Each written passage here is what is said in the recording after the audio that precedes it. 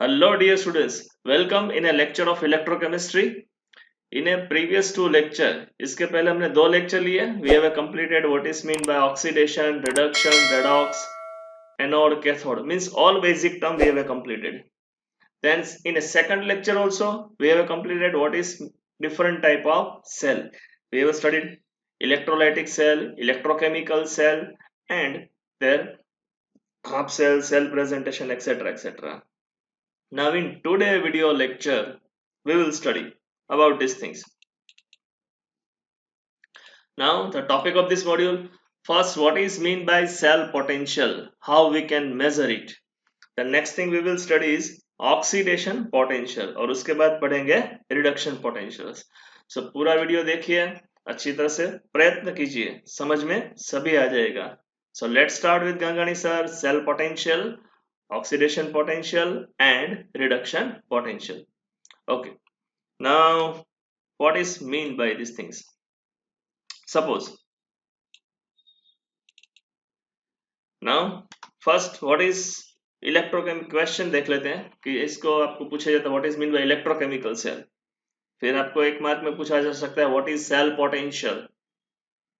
Then how we can compare tendency of any element or atom ion or molecule to lost electron by study of electrochemical cell.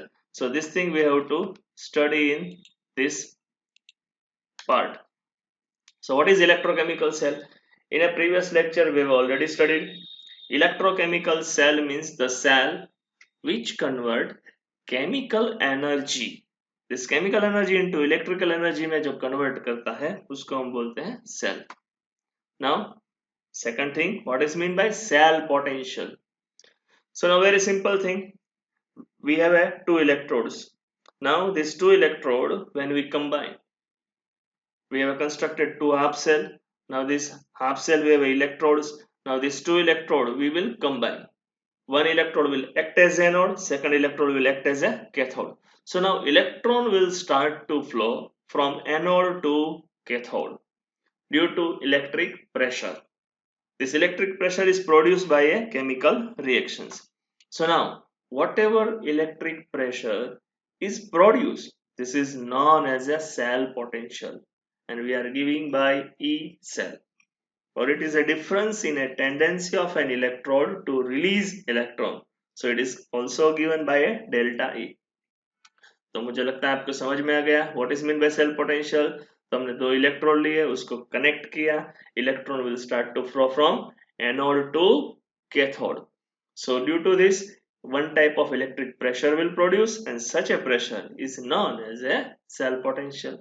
उसको हम किस तरह से represent करेंगे? Then very simple symbol E cell. By using E cell we can represent it.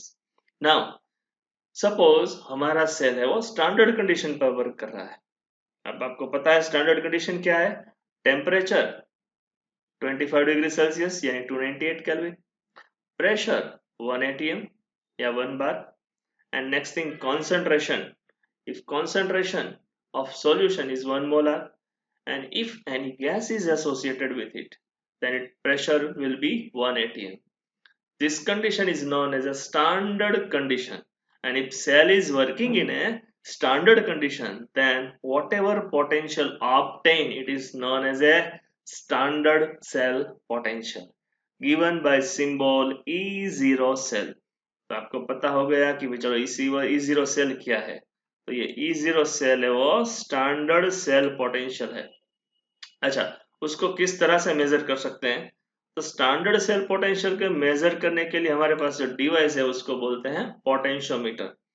यदि आपने physics के practical किए हैं तो आपको पता होगा कि by using a potentiometer we have to measure what is potential of the cell. अच्छा, अब आगे बढ़ते हैं. Now cell potential. So what is cell potential? Actually the cell potential we can say it is nothing but it is a difference between a two electrode or a tendency of two electrode to release electron. अब जिसकी tendency ज्यादा होगी electron release करने की will act as a anode, जो यहाँ पे लिख देता हूं मैं आपके सामने. it will act as an anode, and the electrode whose tendency to release electron is less is act as a cathode. So what is cell potential actually? Cell potential is nothing but difference between a two electrode to release electron. So now it will be asked in this way. Explain tendency of electrode to release electron. अब देखते हैं, ये symbolic presentation है galvanic cell का। आपको पता है कि zinc electrode left hand side लिखा है, it will act as anode. Copper electrode right hand side लिखा है, it will act as a cathode. Anode पर चार्ज होगा, कौन सा होगा? माइनस। अच्छा, कैथोड पे कौन सा चार्ज होगा? यानी प्लस। एनोड पर कौन सी रिएक्शन होगी? तो एनोड है तो ऑक्सीडेशन होगा, कैथोड है तो रिडक्शन होगा। सो इसका मीनिंग क्या हुआ? तो यहाँ पर हम कह सकते हैं कि जिंक के साथ जब हम कॉपर को अटैच करते हैं तो tendency of copper to lose electron is less as compare to zinc. यानी जिंक की टेंडेंसी ज्यादा है इलेक्ट्रॉन लूज करने के लिए, तो इसीलिए जब भी हम इस दोनों सेल को कनेक्ट करते हैं जिंक का ऑक्सीडेशन होगा। यहाँ पे देखिए zinc is losing two electron and undergoing oxidation reactions. whatever electron lost by zinc it will be gained by a copper, और यहाँ पर कॉपर इलेक्ट्रॉन गेन करके किस में कन्वर्ट हो जाता है? कॉपर मेटल में। तो कॉपर 2 इलेक्ट्रॉन गेन करता है और जिंक 2 इलेक्ट्रॉन लूज करता है। सो यहाँ पर हम कह सकते हैं कि zinc is working as a anode, copper is working as a cathode. अब ऐसा क्यों हुआ? तो हमने पढ़ ही लिया ऑलरेडी। क्या पढ़ा हमने? कि tendency of zinc to release electron is greater as compared to copper. Zinc की इलेक्ट्रॉन रिलीज करने की टेंडेंसी ज्यादा है कॉपर से, इसलिए zinc will release electron and therefore zinc is working as a anode and copper is working as a cathode. अब यहाँ पे थोड़ा डिफरेंट करते हैं। Now I am joining copper with a silver electrode. Now the tendency of copper to release electron is more as compared to silver. तो अब copper क्या करेगा? Copper will act as a anode and silver will act as a cathode. तो अब भी हम जो दो इलेक्ट्रोड को कनेक्ट करते हैं उनमें जिसकी इलेक्ट्रॉन रिलीजिंग टेंडेंसी ज्यादा है will act as a anode. The second electrode whose electron releasing tendency is less will act as a cathode. Now here copper is working as an anode and silver is working as a cathode. Now we have these reactions. आप देखते हो कि यहाँ पर copper का oxidation होगा, copper will lose 2 electron and converting in copper plus 2 ion. अब जो कॉपर ने इलेक्ट्रॉन लॉस्ट की है will gain by 2 silver and it is converting in a silver metal. So copper का ऑक्सीडेशन हुआ, ऑक्सीडेशन नंबर बढ़ा। Silver का reduction हुआ, उसको कैथोड बन गया। So in this way we can say that the electrode whose tendency to release electron is more will act as anode. The electrode whose tendency to release electron less will act as a cathode. तो देख सकते हो आप किसके साथ जुड़े हो। यदि कॉपर जिंक के साथ जुड़ा है then copper will act as a cathode. यदि कॉपर सिल्वर के साथ जुड़ा है then copper will act as a anode. तो दो इलेक्ट्रोड में से जिसकी इलेक्ट्रॉन रिलीजिंग टेंडेंसी ज्यादा will act as a anode and second will act as a cathode. So it is a very simple thing I will try to explain you now. अब already हमने पढ़ा कि copper की electron releasing tendency क्या है, तो silver से ज्यादा है, then copper will release electron. Now in about two example it is indicate to us that zinc and copper when attached then tendency of zinc electrode to release electron is high, therefore it is anode and second is a cathode. अब what is cell potential?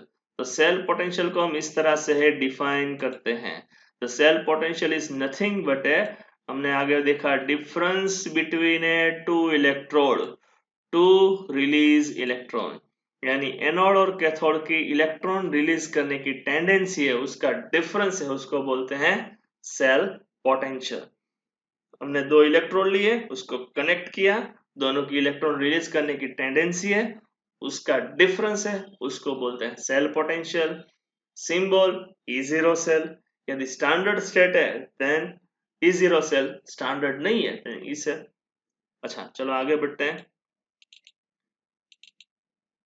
अब यह confirm है कि we can not measure absolute value of any electrode to release electron, because अकेला electrode कभी potential create कर ही नहीं सकता, प्रेशर क्रिएट कर ही नहीं सकता। So we can not measure, फिर से रिपीट कर रहा हूं, we can not measure absolute value of any electrode to release electron. यदि हमें मेजर करना है तो उसको हमें कनेक्ट करना पड़ेगा दूसरे इलेक्ट्रोड के साथ।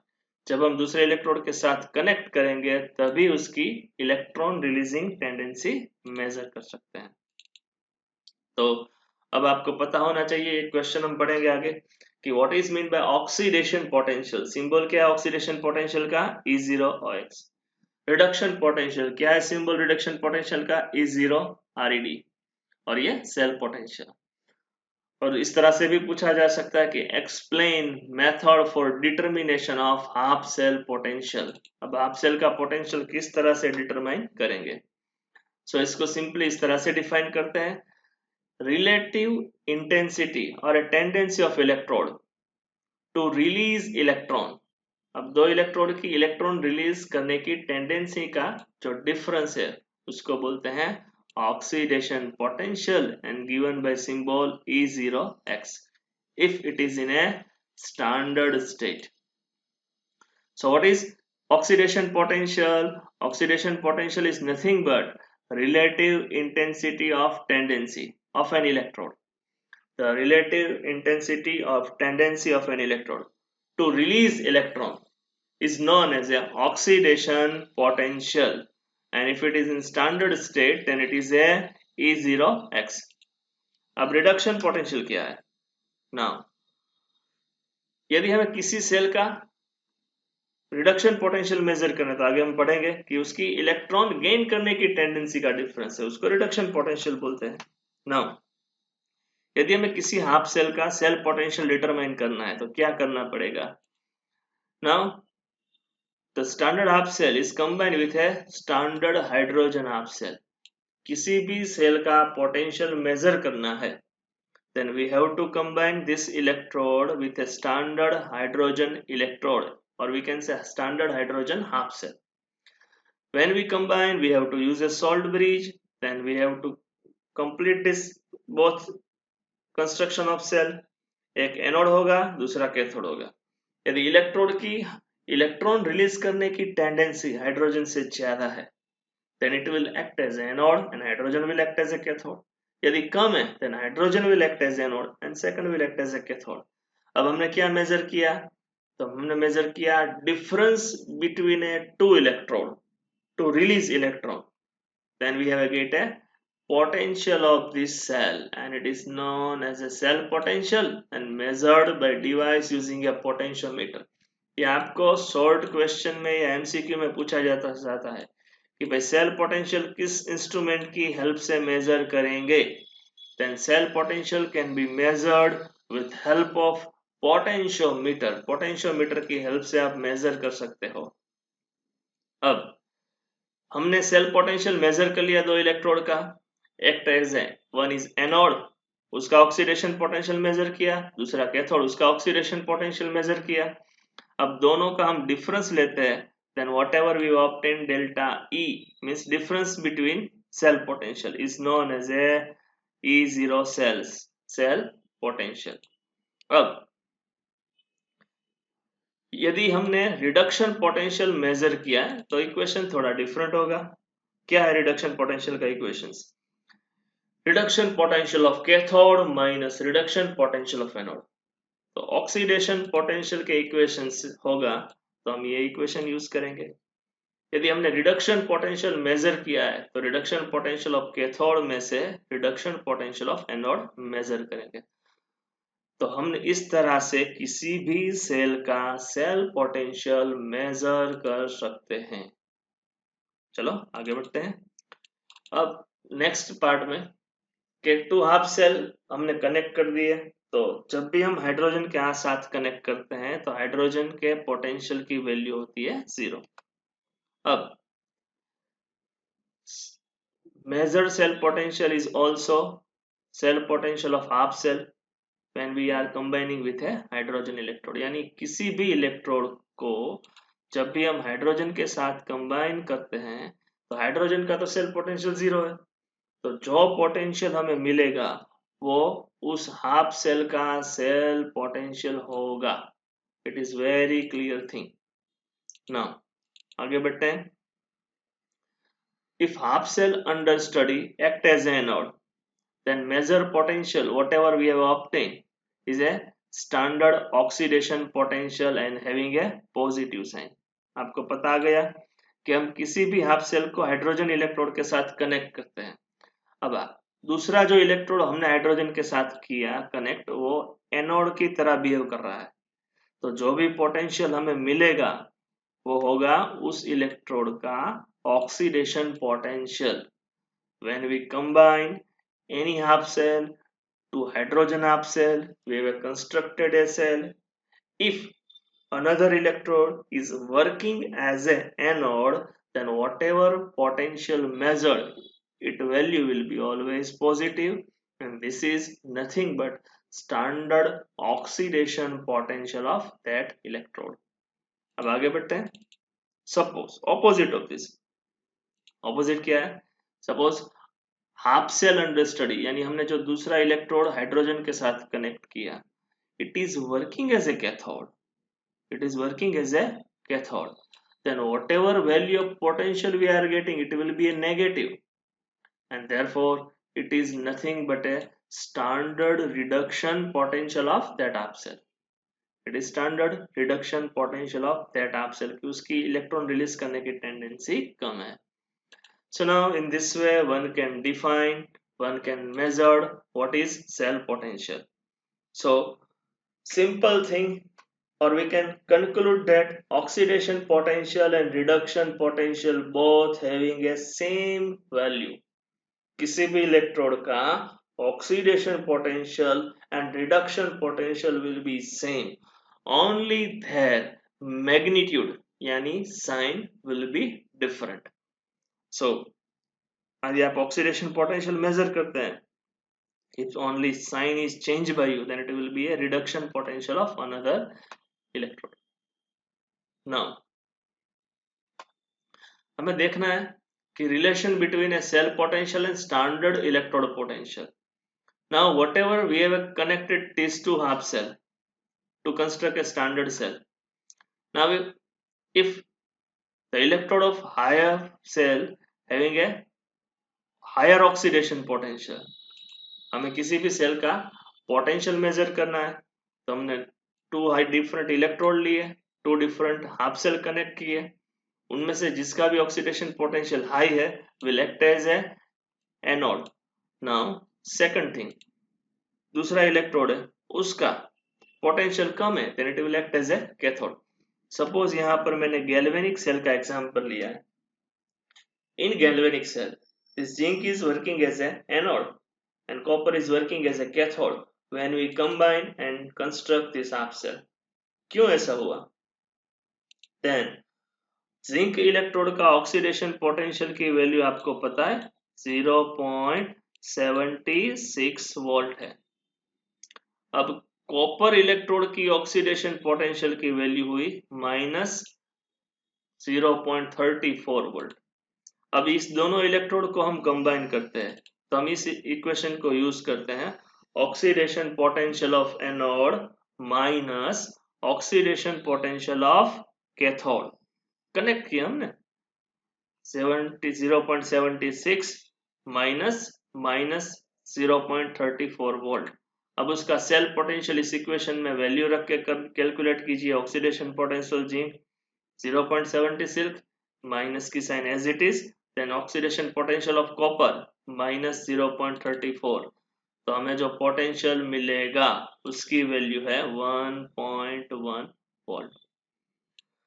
तो इस तरह से हम किसी भी सेल का सेल पोटेंशियल कैलकुलेट कर सकते हैं। न्यूमेरिकल के लिए very simple and first basic equations कि आपको ऑक्सीडेशन पोटेंशियल ऑफ एनोड में से oxidation potential of cathode subtract करोगे, then you will get a value of cell potential. यानी गैल्वेनिक सेल की सेल पोटेंशियल की वैल्यू हमें मिलती है, इस इलेक्ट्रोड की सेल पोटेंशियल की वैल्यू हमें मिलती है 1.1 volt. This much potential we can obtain. तो चलो आगे बढ़ते हैं। Now electrode having a higher potential value will having a tendency to release electron will be more as compared to hydrogen electrode। मैंने आपको कितनी ही बार ये बताया।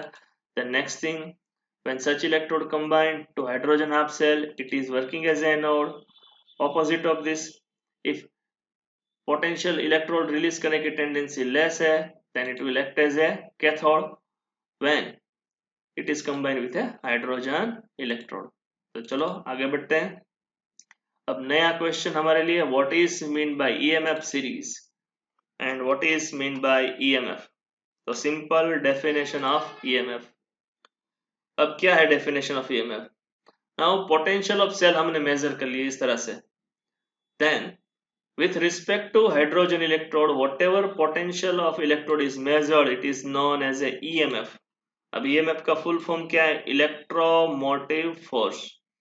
रिपीट करता हूं, EMF का full form electromotive force. So what is EMF? When potential of any electrode is measured with respect to hydrogen electrode then it is known as a EMF। किसी भी इलेक्ट्रोड को हम हाइड्रोजन इलेक्ट्रोड के साथ connect करते हैं, उसका cell potential major करते हैं, तो जो भी पोटेंशियल मिलेगा उसको हम बोलेंगे ईएमएफ। अब उस तरह से हमने सभी इलेक्ट्रोड का पोटेंशियल मेजर कर लिया। सपोज हमने ऑक्सीडेशन पोटेंशियल मेजर किया सभी इलेक्ट्रोड का और उसको हमने डिक्रीजिंग ऑर्डर में अरेंज किया, then whatever series obtain it is known as EMF series and shortly we are writing EMS। So what is EMF series or EMS series? When oxidation potential of different electrode is measured with respect to hydrogen electrode। Hydrogen electrode के reference में हमने दूसरे electrode का potential major किया। अब major करने के बाद मैं उसको डिक्रीजिंग ऑर्डर में अरेंज करता हूं and I am getting a one series and this series is known as a EMF series. अच्छा, ये EMF सीरीज ऑक्सीडेशन पोटेंशियल को लेकर बनाई गई है, then it is known as EMF series reference to oxidation potential, और we can say EMF series of oxidation potential. अब EMF series के एडवांटेज क्या है, उसमें हमने से कौन सी इंफॉर्मेशन कलेक्ट कर सकते हैं? तो जब भी EMF सीरीज में हम ऑक्सीडेशन पोटेंशियल ऊपर से नीचे जाएंगे तो डिक्रीज होगा, हमने पर तो यानी उसका मतलब ये हुआ कि इलेक्ट्रोड की tendency to release electron will going to decrease. अब जिस इलेक्ट्रोड का ऑक्सीडेशन होता है, हमने पढ़ा है कि reducing agent will undergo oxidation reaction, तो ऑक्सीडेशन पोटेंशियल कम हो रहा है यानी रिड्यूसिंग एजेंट की स्ट्रेंथ कम हो रही है। तो इस सीरीज में हम जब ऊपर से नीचे जाएंगे, when we go from top to bottom, we can say oxidation potential will decrease, tendency to work as a reducing agent will decrease। बहुत ही ट्रिकी और इजी थिंग है, आपको पता आ गई कि हमने ऑक्सीडेशन पोटेंशियल के रेफरेंस में एक सीरीज कंस्ट्रक्ट की। अब हम ऊपर से नीचे जा रहे हैं तो ऑक्सीडेशन पोटेंशियल है वो डिक्रीज होगा। अब कोई भी सब्सटेंस, हमने पढ़ा कि ऑक्सीडाइजिंग एजेंट है, रिड्यूसिंग एजेंट हमारे पास है, तो reducing agent will undergo oxidation reaction, oxidising agent है वो रिडक्शन रिएक्शन फिल करता है। तो अब रिड्यूसिंग एजेंट है वो ऑक्सीडेशन रिएक्शन फिल करता है, यानी हम सीरीज में टॉप टू बॉटम जाएंगे तो ऑक्सीडेशन होने की टेंडेंसी कम हो रही है, डिक्रीज हो रही है, तो हम कह सकते हैं कि tendency to act as a reducing agent, tendency to act as a reducing agent will also decrease। So with help of EMF series, this thing we can get idea. Now next point, second point, tendency of any electrode to undergo reduction. अब reduction की tendency हम top to bottom में increase हो रही है. अब एक decrease होगा तो अल्टीमेटली सेकंड विल इंक्रीज. तो हम कह सकते हैं कि हम tendency to undergo reduction will increase, means strength to act as oxidizing agent will also increase when we go top to bottom.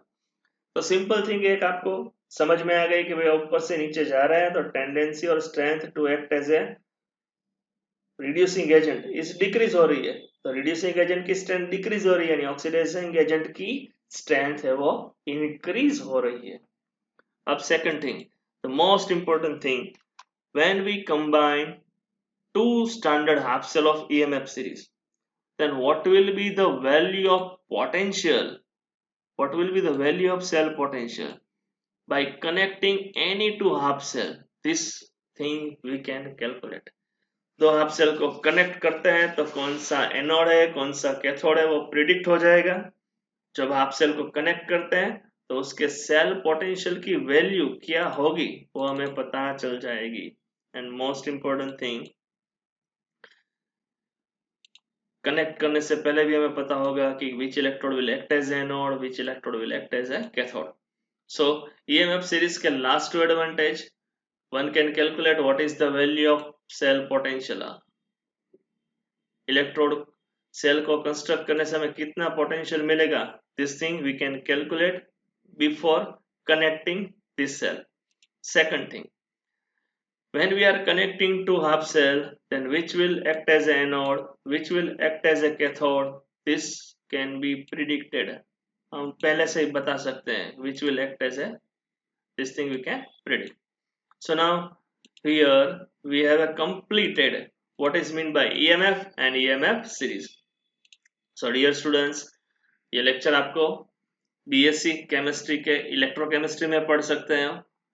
उसके लिए आप मेरी चैनल को सब्सक्राइब कीजिए, डॉक्टर भावेश गंगाणी. फायदा ये होगा कि मेरे अपलोड किए हुए हर वीडियो की जानकारी आपको मिलती रहेगी.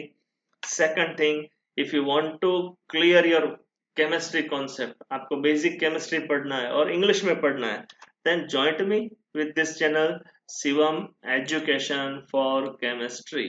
ये हुआ बेसिक केमिस्ट्री के लिए और ये आपके BSc केमिस्ट्री के कॉन्सेप्ट के लिए. With my name you can join. Hello, अपना ध्यान रखिएगा, ख्याल रखिएगा, मेरे साथ कनेक्ट रहिएगा और अच्छी तरह से पढ़ते रहे. चलो मिलते हैं नेक्स्ट लेक्चर में. See you in a next lecture. यदि अच्छा लगा ही होगा ना, समझ में आ गया तो लाइक कीजिएगा, शेयर कीजिएगा और अपने फ्रेंड को भी इन्फॉर्म करते रहिएगा.